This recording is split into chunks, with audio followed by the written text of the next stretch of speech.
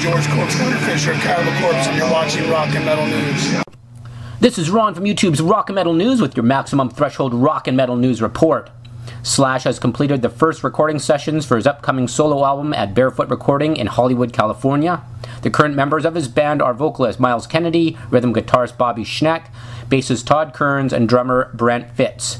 Slash has 13 songs ready to record, 3 already done, 2 more to finish writing before December. There will be 12 on the record and 6 bonus tracks. Following the holidays, Between the Buried and Me will begin writing new material in January for their next album, tentatively expected in fall of 2012.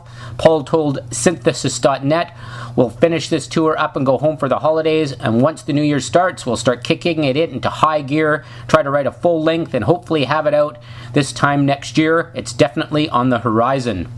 Terrorizer will call their new CD Hordes of Zombies, due out in North America on February 28, 2012.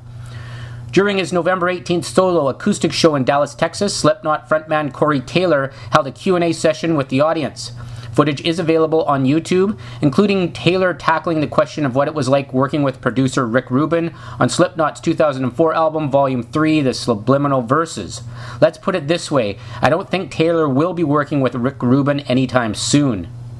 Black Sabbath, Leonard Skinner, Amon Amarth, and Machine Head are the latest acts confirmed for Hellfest 2012 to be held in Clisson, France on June 15th to 17th. Continuing with your MaximumThreshold.net Rock and Metal News report, Anthrax, Lamb of God, Trivium, and Skeleton Witch have been confirmed for next year's edition of the Copenhagen Festival, set to take place June 15th to 16th, 2012 in Copenhagen, Denmark. More acts will be announced soon. Polish death metal icons Behemoth have been added to next year's Bloodstock lineup. Behemoth have been added to the bill for Bloodstock 2012. It marks their first UK gig announcement since frontman Nurgle recovered from leukemia earlier this year. Good news for their listeners in Australia. System of a Down have lined up 2 Australian headline shows to complement their stint on next year's Soundwave Festival. They include February 28th in Sydney and February 29th in Melbourne.